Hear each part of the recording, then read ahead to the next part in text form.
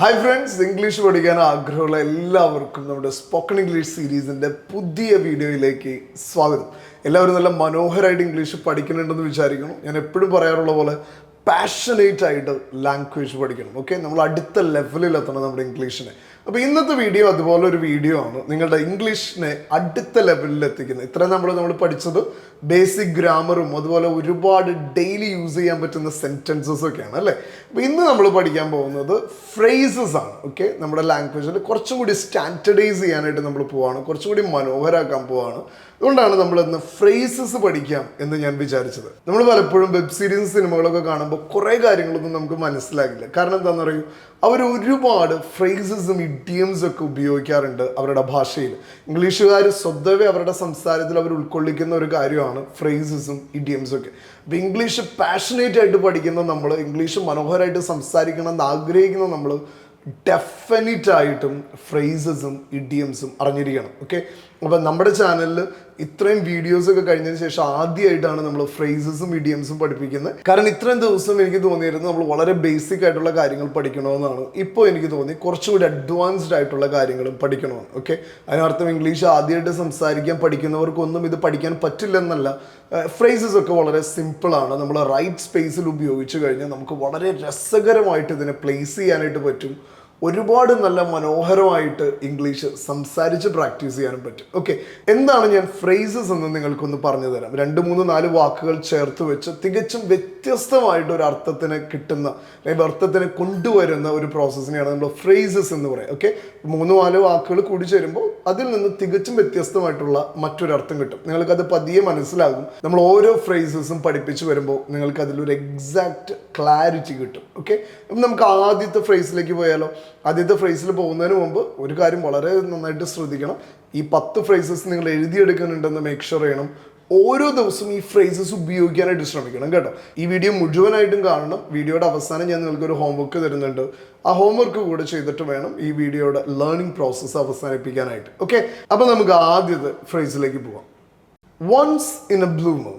Once in a blue moon. Okay, കുറച്ചൊരു advanced ആയിട്ടുള്ള ആളുകൾക്കൊക്കെ അറിയാവുന്ന ഒരു ഫ്രേസാണ് once in a blue moon. പുതിയതായിട്ടുള്ള ആളുകൾക്കൊക്കെ, ലാംഗ്വേജ് പഠിച്ചു തുടങ്ങുന്നവർക്കൊക്കെ ഇതൊരു പുതിയ വേർഡായിരിക്കും. Once in a blue moon. ഇതിൻ്റെ മലയാളം പറഞ്ഞു കഴിഞ്ഞാൽ നിങ്ങൾക്ക് അതിൻ്റെ എക്സാക്റ്റ് അർത്ഥം കിട്ടും കേട്ടോ. നമ്മളും പറയില്ലേ, ആണ്ടിലും ചങ്കരാന്തിക്കൊക്കെ വല്ലപ്പോഴും ഒക്കെ എന്ന് പറയാൻ വേണ്ടിയിട്ടാണ് ഇംഗ്ലീഷിൽ എന്തൊന്ന് ഉപയോഗിക്കുക, once in a blue moon എന്ന് ഉപയോഗിക്കുക. You caught me.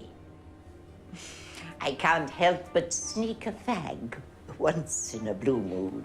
ഇപ്പോൾ ഒരു കാര്യം വല്ലപ്പോഴും മാത്രം നടക്കുന്ന കാര്യമാണെന്നുണ്ടെങ്കിൽ നമ്മൾ എന്ത് പറയും, once in a blue moon എന്ന് പറയും. ഓക്കെ, അവൻ സ്കൂളിൽ വല്ലപ്പോഴേ പോകാറുള്ളൂ എന്ന് പറയാണ്. എങ്ങനെ പറയാ, he goes to school once in a blue moon. Okay, he goes to school once in a blue moon. അല്ലെങ്കിൽ നമ്മൾ പറയാണ്, അവനിവിടെ വല്ലപ്പോഴാണ് വരാറുള്ളത്, അവനവിടെ ആണ്ടിലും ചങ്കരാന്തിക്കൊക്കെയാണ് വരാറുള്ളത് എന്ന് പറയാണ്. He comes here only once in a blue moon. Okay, he comes here only once in a blue moon. Okay, അപ്പോൾ once in a blue moon എന്ന് പറഞ്ഞാൽ എന്താണ്, ആണ്ടിലും ചങ്കരാന്തിക്കും അല്ലെങ്കിൽ വല്ലപ്പോഴും എന്നൊക്കെയാണ് അർത്ഥം വരിക. ഇനി നമ്മൾ രണ്ടാമത്തെ ഫ്രേസ് നോക്കാൻ പോവാം കേട്ടോ. രണ്ടാമത്തെ ഫ്രേസും വളരെ മനോഹരമായിട്ടുള്ളൊരു ഫ്രേസാണ്, when pigs fly. Okay, when pigs fly. Okay, എന്താ പന്നികൾ പറക്കേ എന്നൊന്നും നിങ്ങൾക്ക് ചിന്തിക്കേണ്ട കാര്യമില്ല. ഞാൻ പറഞ്ഞില്ലേ, 2, 3 വാക്കുകൾ കൂട്ടിച്ചേർക്കുമ്പോൾ നമുക്കതിൽ നിന്ന് വ്യത്യസ്തമായിട്ടൊരു അർത്ഥമാണ് കിട്ടുക. ഓക്കെ, അപ്പോൾ വെൻ പിഗ്സ് ഫ്ലൈ എന്ന് പറഞ്ഞാൽ നമുക്കതിന് ഈക്വലായിട്ട് മലയാളത്തിൽ നമുക്കൊരു ടേം ഉണ്ട്. എന്താണെന്നറിയോ, കാക്ക മലർന്നു പറക്കുമ്പോൾ എന്നൊക്കെ പറയും. അതായത് ഒരു നടക്കാത്ത കാര്യത്തെക്കുറിച്ച് സംസാരിക്കുമ്പോൾ നമ്മൾ പറയും, കാക്ക മലർന്ന് ഉറക്കേണ്ടി വരും എന്ന് പറയും അല്ലേ. നീ അവിടെ ഇത് ചെയ്യണമെങ്കിൽ, അല്ലെങ്കിൽ നീ യൂറോപ്യൻ ട്രിപ്പ് നടത്തണമെങ്കിൽ കാക്ക മലർന്നു ഉറക്കും, അല്ലെങ്കിൽ നീ എന്നോട് ഇതൊക്കെ ഇംഗ്ലീഷിൽ സംസാരിക്കണമെങ്കിൽ കാക്ക മലർന്നു ഉറക്കും എന്നൊക്കെ പറഞ്ഞിട്ട് നമ്മൾ കുറേ പേര് കളിയാക്കിയിട്ടൊക്കെ ഉണ്ടാകും. Heaven will never find out unless I tell him, which I would never do as long as Denise cooperates. Denise? when pigs fly. Okay, അതിന് ഇംഗ്ലീഷിൽ ഉപയോഗിക്കുന്ന ഒരു ടേമാണ് when pigs fly. Okay, when pigs fly. നമുക്കിതിനൊരു example നോക്കാം. Example എന്താണെന്നറിയോ, ഇപ്പോൾ English തന്നെ പഠിക്കാനായിട്ട് ശ്രമിച്ചിട്ടും അങ്ങോട്ട് അതിനോട് വലിയ പാഷനൊന്നും കാണിക്കാത്ത ആൾ ഒരു ദിവസം വന്നിട്ട് പറയാണ്, ഞാൻ സ്പാനിഷ് പഠിക്കാൻ പോവാണ്. ഓക്കെ, ഇംഗ്ലീഷ് പഠിക്കാൻ കുറേ നാൾ നടന്നു, ഹിന്ദി പഠിക്കാൻ കുറേ നാൾ നടന്നു. അവസാനം അവൻ പറയണം, ഞാൻ ഹിന്ദി ഇംഗ്ലീഷൊന്നുമല്ല, സ്പാനിഷാണ് ഇനി പഠിക്കാൻ പോകുന്നത്. അപ്പം നമ്മളവനെ കളിയാക്കിയിട്ട് പറയാണ്, നീ ഇനി സ്പാനിഷ് പഠിക്കണമെങ്കിൽ കാക്ക മലർന്ന് പറക്കേണ്ടി വരും എന്ന് പറയാണ്. ഓക്കെ, നമുക്ക് ഇംഗ്ലീഷിൽ അതെങ്ങനെയാ പറയാം? You learn Spanish when pigs fly. Okay, you will learn Spanish when pigs fly. അതായത് അവനൊന്നും പഠിക്കാൻ പോകുന്നില്ല, അവനൊരു മടിയനാണ്, നീ സ്പാനിഷ് ഒന്നും പഠിക്കാൻ പോകുന്നില്ല, ഇതൊക്കെ അസാധ്യ കാര്യമാണ് എന്ന് പറയാണ്. Okay, you learn Spanish when pigs fly. അപ്പോൾ പിഗ്സ് ഫ്ലൈ എന്ന് പറഞ്ഞാൽ എന്താണ്? കാക്ക മലർന്നു പറക്കുമ്പോൾ അല്ലേ, അത് നടക്കാത്ത കാര്യമാണ് എന്ന് പറയാണ്. ഇനി നമുക്ക് മൂന്നാമത്തെ ഫ്രേസ് നോക്കിയാലോ. To cost an arm and a leg. Okay, എന്താണ്? To cost an arm and a leg. Okay, ഈ വാക്ക് കേൾക്കുമ്പോൾ കൈയും കാലും കൊടുക്കണമെന്നല്ല നമ്മൾ ഉദ്ദേശിക്കണം. നമ്മൾ ചില സമയത്ത് ചില ഇതിൻ്റെ വിലയൊക്കെ, നമുക്ക് ചില പ്രൊഡക്റ്റിൻ്റെ ഒക്കെ വില കാണുമ്പോൾ നമ്മുടെ കണ്ണീരൊക്കെ വരും. അപ്പോൾ നമ്മൾ ചിലപ്പോൾ പറയും ഇതൊക്കെ മേടിക്കണമെങ്കിൽ കിഡ്നി വിൽക്കേണ്ടി വരും എന്ന് പറയും അല്ലേ, കിഡ്നി വിൽക്കേണ്ടി വരും. ഇംഗ്ലീഷുകാർക്ക് കിഡ്നി വിൽക്കാൻ താല്പര്യമില്ല, അതുകൊണ്ട് അവർ കൈയും കാലും വിൽക്കാമെന്ന് തീരുമാനിച്ചു എന്ന് പറയാം. How's that, Edith? Oh, that's lovely. I'll take two. And it won't cost you an arm and a leg.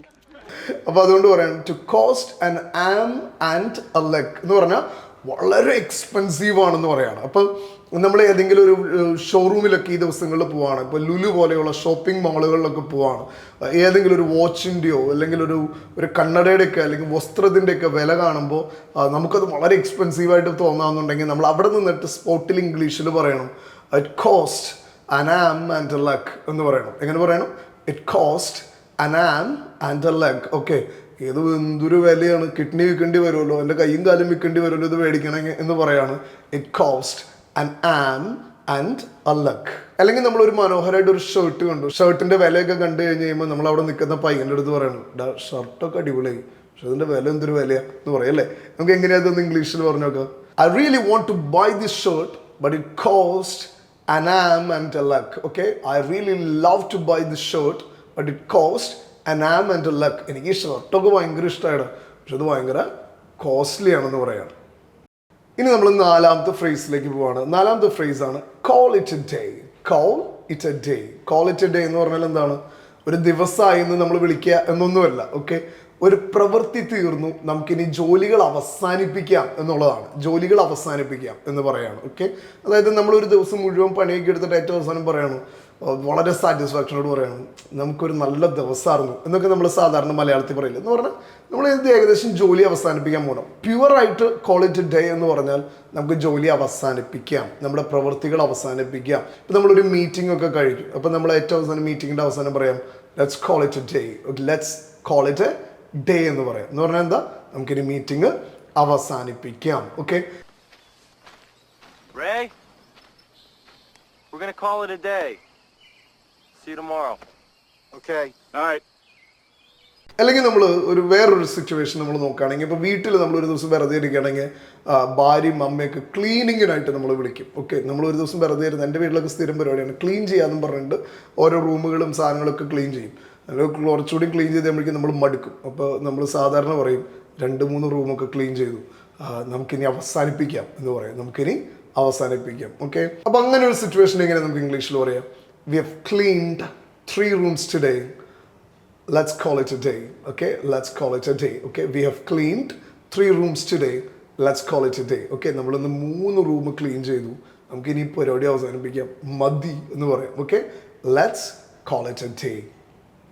അഞ്ചാമത്തെ സെൻറ്റൻസ് ആണ് to cut corners. To cut corners. To cut corners എന്ന് പറഞ്ഞാൽ എന്താണ്? വളരെ ചീപ്പായിട്ട് ബാഡായിട്ട് ഒരു കാര്യം ചെയ്യുന്നതിനെയാണ് നമ്മൾ ടു കട്ട് കോർണേഴ്സ് എന്ന് പറയാം. To cut corners. എൻ്റെ ഒപ്പം ഒന്ന് പറഞ്ഞു നോക്കിയേ, to cut corners. So, yeah, I'm sure you can understand our need to cut corners around here. Oh, sure. Yeah. Times are tight. You gotta free up some cash. You gotta spend money to make money, right? Exactly. വളരെ ചീപ്പായിട്ട് ചെയ്യുക, വളരെ ബാഡായിട്ട് ചെയ്യുക. Okay, ഇനി നമുക്കൊരു example നോക്കാം. അപ്പം നമ്മളൊരു ആഗ്രഹിച്ച് മോഹിച്ച ഒരു അപ്പാർട്ട്മെൻറ്റ് മേടിച്ചു എന്ന് വിചാരിക്കും. ആഗ്രഹിച്ച് മോഹിച്ചിട്ട് നമ്മളൊരു അപ്പാർട്ട്മെൻറ്റ് അല്ലെങ്കിൽ ഒരു വീടൊക്കെ നമ്മൾ മേടിച്ചു. അപ്പോൾ ആ വീടിൻ്റെ കോൺട്രാക്റ്റ് എടുത്ത ആൾക്കാരൊക്കെ വളരെ ചീപ്പായിട്ടുള്ള മെറ്റീരിയൽസ് വെച്ചിട്ട് വളരെ ബാഡായിട്ടാണ് ആ വീട് മുഴുവൻ ഉണ്ടാക്കിയിരിക്കുന്നതെന്ന് വിചാരിക്കും. അപ്പോൾ നമ്മൾ റൂമിൽ കയറി നോക്കുമ്പോൾ ഷവറൊക്കെ ഭയങ്കര ലീക്കിംഗ് ആണ്. അപ്പോൾ നമുക്കറിയാം ബാത്റൂമൊക്കെ വളരെ ചീപ്പായിട്ടാണ് അവർ ചെയ്തു വെച്ചിരിക്കുന്നത്. അപ്പോൾ നമ്മൾ പറയുകയാണ് ഇവർ ഈ ബാത്റൂം ഉണ്ടാക്കിയത് വളരെ മോശമായിട്ടാണ്, ഷവറൊക്കെ ലീക്ക് ചെയ്യാണ് എന്ന് പറയാണ്. ബാത്റൂം ഉണ്ടാക്കിയത് വളരെ മോശമായിട്ടാണ്, ഷവറൊക്കെ ലീക്ക് ചെയ്യാന്ന് പറയാണ്. ഇങ്ങനെ നമുക്കത് ഇംഗ്ലീഷിൽ പറയാം. The really cut corners when they built this bathroom, the shower is leaking. The really cut corners when they built this bathroom, the shower is leaking. Okay, അവർ ഈ ബാത്റൂം പണിത് അപ്പോൾ വളരെ ചീപ്പായിട്ടാണ് പണിത്, അതുകൊണ്ടാണ് ഷവർ ലീക്ക് ചെയ്യുന്നത് എന്ന് പറയാണ്. ഓക്കെ, അപ്പോൾ കട്ട് കോർണേഴ്സ് എന്ന് പറഞ്ഞാൽ എന്താണ്? വളരെ ചീപ്പായിട്ട് ബാഡായിട്ട് ചെയ്തു. അപ്പോൾ അങ്ങനെ എന്തെങ്കിലും ഒരു പ്രവൃത്തിയൊക്കെ നിങ്ങളുടെ ലൈഫിൽ നടക്കുമ്പോൾ പറയാം they really cut the corners, അവർ വളരെ ചീപ്പായിട്ട് ബാഡായിട്ടാണ് ചെയ്തിരിക്കുന്നത്. ഇനി നമ്മൾ 6ാമത്തെ ഫ്രേസിലേക്ക് പോവാണ്. Break a luck. Break a luck, കാല് തല്ലി ഓടിക്കുക എന്നല്ല കേട്ടോ. അതാ ഞാൻ നേരത്തെ പറഞ്ഞ 2-3 വാക്കുകൾ കൂട്ടിച്ചേർക്കുമ്പോൾ തികച്ചും വ്യത്യസ്തമായിട്ടുള്ള അർത്ഥം കിട്ടും. ഇതൊരു നേരെ ഓപ്പോസിറ്റ്, നമ്മൾ ചിന്തിക്കാത്ത പോലും അർത്ഥമാണ്. ബ്രേക്ക് എ ലക്ക് എന്ന് പറഞ്ഞാൽ good luck, all the very best എന്നൊക്കെയാണ് അർത്ഥം. Okay, You take Harper backstage. We'll grab some seats, okay? Okay, Mark Attorney, you're with us. Good luck. Knock him dead, honey. Thanks. Break a leg. Bye, Dad. പ്രത്യേകിച്ച് നമ്മളിത് പറയാം, നമ്മൾ ഏതെങ്കിലും ഒരു stage പ്രോഗ്രാമിനൊക്കെ ആരെങ്കിലുമൊക്കെ നമ്മുടെ ഫ്രണ്ട്സ്, ഫാമിലി മെമ്പേഴ്സൊക്കെ കയറാൻ പോകുമ്പോൾ അവർക്കൊരു ഓൾ ദ ബെസ്റ്റ് പറയും അല്ലേ, സ്റ്റേജിൽ പെർഫോം ചെയ്യാൻ പോകുന്നതിന് മുമ്പ്. അപ്പോൾ അവിടെ ഉപയോഗിക്കാൻ പറ്റുന്ന ഒരു മനോഹരമായിട്ടുള്ള ഒരു ഫ്രേസാണ് break a leg man, break a leg. Okay, അടിച്ചു പൊളിച്ചിട്ട് വായോ, all the very best, good luck ഒക്കെ എന്ന് പറയുന്നതിന് പകരം നമ്മൾ ഉപയോഗിക്കുന്ന ഫ്രേസാണ് എന്ത്? Break a leg. ഇനി നമുക്കൊരു സാം എന്ന് പറയുന്ന ഒരു ഫ്രണ്ട് ഉണ്ടെന്ന് വിചാരിക്കും. അപ്പോൾ സാമിനോട് നമ്മൾ ഒരു പെർഫോമൻസിന് കയറാൻ പോകണം. അപ്പോൾ പറയണം, സാം തക്കർക്കട്ടാ, എനിക്കറിയാം നീ നിന്റെ പെർഫോമൻസ് അടിപൊളിയാക്കുന്നു. നമുക്ക് എങ്ങനെയാ പറയാം? Break a leg Sam, I am sure your performance will be great. Break a leg Sam, I am sure your performance will be great. Okay, അപ്പോൾ Sam all the very best, എനിക്കറിയാം നിന്റെ performance അടിപൊളിയായിരിക്കുന്നു. അപ്പോൾ നിങ്ങളുടെ ഏതെങ്കിലും ഫ്രണ്ട്സൊക്കെ stage പെർഫോമൻസിന് കയറാൻ പോകുന്നതിന് തൊട്ടും മുമ്പായിട്ട് അവിടെ ചെന്നിട്ട് പറയണം break a leg man, break a leg. Okay, കാല് തല്ലിയൊടിച്ച് മറ്റേ പരിപാടി കൊളായിട്ട് നാട്ടുകാരുടെ കാല് തല്ലിയൊടിച്ച് കിട്ടി തിരിച്ചു വരണം എന്നല്ല നമ്മൾ ഉദ്ദേശിക്കുന്നത്. Good luck, all the very best എന്നാണ് പറയുന്നത്. ഇനി നമ്മൾ 7ാമത്തെ ഫ്രേസിലേക്ക് പോവാണ്. Byte the bullet. Byte the bullet. Bullet എന്ന് പറഞ്ഞാൽ നിങ്ങൾക്ക് അറിയാലോ, തോക്കിലൊക്കെ എടുത്ത സാധനം. അത് തന്നെ ബുള്ളറ്റ്. ആ ബുള്ളറ്റിനെ കടിക്കുക എന്ന് പറഞ്ഞാൽ നമുക്ക് തീരെ താല്പര്യമില്ലാത്തൊരു സംഗതിയായിരിക്കും. അത് തന്നെയാണ് ഇതിൻ്റെ അർത്ഥവും. നമുക്ക് ഒട്ടും ഇഷ്ടമില്ലാത്തൊരു കാര്യം നമ്മൾ ചെയ്യേണ്ടി വരുമ്പോഴാണ് നമ്മൾ എന്തെന്ന് പറയാ, ബൈറ്റ് ദ ബുള്ളറ്റ് എന്ന് പറയാം. Byte the bullet. Okay, The other students wouldn't like that, would they? If one student gets to retake the test till he gets a grade he likes. Secret test. No. Hush, hush. No, that's just not workable. I'm afraid we'll just have to bite the bullet on this thing, Clive. And Very troubling. I don't want to do all this, but I need to bite the bullet. Okay, എനിക്കിതൊന്നും ചെയ്യാൻ താല്പര്യമില്ല, പക്ഷെ ഞാൻ ഇത് ചെയ്യേണ്ടതായിട്ടുണ്ട് എന്ന് പറയാണ്. Okay, I don't want to do all these things, but I need to bite the bullet. Okay, എനിക്കപ്പോൾ ഇതൊന്നും ചെയ്യേണ്ടതായിട്ടില്ല, പക്ഷെ എനിക്കിത് ചെയ്യേണ്ടി വരികയാണ് എന്ന് പറയണം. ഓക്കെ, ബൈറ്റ് ദ ബുള്ളറ്റ് എന്ന് പറഞ്ഞാൽ നമുക്കൊന്നും ചെയ്യാൻ താല്പര്യമില്ലാത്തൊരു കാര്യം നമ്മൾ ഇഷ്ടമില്ലാതെ മനസ്സില്ലാ മനസ്സോടുകൂടെ ചെയ്യുന്നു എന്നുള്ളതാണ്. ഇനി നമ്മൾ 8ാമത്തെ ഫ്രേസിലേക്ക് പോവാണ്. Stealing someone's thunder. Stealing someone's thunder. Okay, ഇടിവെട്ട് മോഷ്ടിക്കുക എന്നുള്ളതൊന്നുമല്ല, അതുപോലെ ഒരു മോഷണമാണ്. എന്താണെന്നറിയോ, മറ്റുള്ളവർക്ക് കിട്ടേണ്ട ഒരു പേര് വേറൊരാൾ മോഷ്ടിക്കുന്നു. ഓക്കെ, ഒരാൾക്ക് കിട്ടേണ്ട ഒരു പേരും പ്രശസ്തിയൊക്കെ അയാൾ ചെയ്തതിൻ്റെ മുഴുവൻ ക്രെഡിറ്റും മറ്റൊരാളെ എടുക്കുന്നതിനെയാണ് നമ്മൾ എന്തെന്ന് പറയാ, സ്റ്റീലിംഗ് സമ്മൺസ് തണ്ടർ എന്ന് പറയാം. Stealing someone's thunder. Okay, I was also thinking, this is Annie's wedding weekend. You know, I don't think we should announce our engagement. I don't want to steal her thunder. Why does he keep doing that? നമുക്കിതിനൊരു example നോക്കാം. Okay, ഒരു വ്യക്തി ചെയ്ത ഒരു കാര്യം മറ്റൊരു വ്യക്തി അദ്ദേഹത്തിൻ്റെ ആയിട്ട് മീറ്റിങ്ങിൽ പ്രസൻറ്റ് ചെയ്യാണ്. ഓക്കെ, അപ്പോൾ വേറൊരാൾ പരാതി പറയാണ്, അവൻ എൻ്റെ ഐഡിയാസ് മീറ്റിങ്ങിൽ അവൻ്റേതായിട്ട് പ്രസൻറ്റ് ചെയ്തിട്ട് അവൻ എനിക്ക് കിട്ടേണ്ട ക്രെഡിറ്റ് മുഴുവൻ വളരെ മനോഹരമായിട്ട് അടിച്ചെടുത്തു എന്ന് പറയുകയാണ്. ഓക്കെ, അതായത് ഞാനാണ് കഷ്ടപ്പെട്ട് ചെയ്തത്, പക്ഷെ അത് അവൻ്റെ ആക്കിയിട്ട് അവൻ പ്രസൻറ്റ് ചെയ്തു മീറ്റിങ്ങിൽ, എന്നിട്ട് അവൻ എനിക്ക് കിട്ടേണ്ട പ്രശസ്തിയും എനിക്ക് കിട്ടേണ്ട അംഗീകാരമൊക്കെ അടിച്ചു മാറ്റി എന്ന് പറയാണ്. ഓക്കെ, നമുക്ക് എങ്ങനെയാണ് അത് ഇംഗ്ലീഷിൽ പറയാം? He presented my idea as his own in the meeting, effectively stealing my thunder. Okay, effectively stealing my thunder. Okay, he's presented my idea as his own in the meeting, effectively steal my thunder. ഇനി നമ്മൾ 9ാമത്തെ ഫ്രേസിലേക്ക് പോവാണ്. See eye to eye. See. ഇനി നമ്മൾ 9ാമത്തെ ഫ്രേസിലേക്ക് പോവാണ്. See eye to eye. See eye to eye. See eye to eye എന്ന് പറഞ്ഞാൽ എന്താണ്? ഓക്കെ, കണ്ണോട് കണ്ണ് കണ്ടു അല്ലെങ്കിൽ കണ്ണ് കണ്ടു എന്നൊന്നുമല്ല. അവരൊരു എഗ്രിമെന്റിലെത്തി, അവരൊരേ മനസ്സിലെത്തി, അവരൊരേ താല്പര്യത്തിൽ ഒരേ ഡിസിഷനിലെത്തി എന്ന് പറയാണ് see eye to eye. Okay. There a problem? Victoria Hand. We don't exactly see eye to eye. I'm sure she's utilizing all of S.H.I.E.L.D.'s resources to find Coulson. Not all of them. Specially ഇപ്പം നമ്മൾ പറയാണ് അവർ രണ്ടുപേരും ഒരു business എഗ്രിമെന്റിലെത്തി, ഒരു ബിസിനസിന്റെ ഒരു തീരുമാനത്തിലെത്തി, ഒരു final ഡിസിഷനിലെത്തി എന്ന് പറയാണ്. നമുക്ക് എങ്ങനെയത് ഇംഗ്ലീഷിൽ പറയാം? They finally saw eye to eye on the business deal. They finally saw eye to eye on the business deal. Okay, എങ്ങനെയാ പറയാ? They finally saw eye to eye on the business deal. അവർ ആ business deal പരസ്പര ധാരണയിലെത്തി എന്ന് പറയണം. ഇനി നമ്മൾ അവസാനത്തെ ഫ്രേസിലേക്ക് പോവാണ്. Speak of the devil. Speak of the devil. Okay, പിശാചിനെ കുറിച്ച് സംസാരിക്കാമെന്നൊന്നും അല്ലാട്ടോ നമ്മൾ ഉദ്ദേശിക്കണേ. സ്പീക്ക് ഓഫ് ദി ഡെവിൾ എന്ന് പറഞ്ഞാൽ വളരെ സിമ്പിളായിട്ട് നമ്മൾ ഒരാളെ കുറിച്ച് സംസാരിച്ചു കൊണ്ടിരിക്കുമ്പോൾ അയാൾ പെട്ടെന്ന് വരാം. ഓക്കെ, അയാൾ പെട്ടെന്ന് വരാം. ഓക്കെ, ഇപ്പം നമ്മൾ മലയാളത്തിലൊക്കെ പറയും, എടാ നിനക്ക് 100 ആയുസാട്ടാ എന്ന് പറയും. നമ്മൾ മലയാളികൾ വളരെ ഹൃദയ വിശാലതയുള്ളത് കൊണ്ട് നിനക്ക് 100 ആയുസാന്നൊക്കെ പറയും. പക്ഷെ ഇംഗ്ലീഷുകാർ പറയും speak of the devil എന്ന് പറയും. Okay, speak of the devil. Okay. Okay, check this out. See that guy with the red hair? The moron said the wrong line so many times they took him all away. Hey, speak of the devil.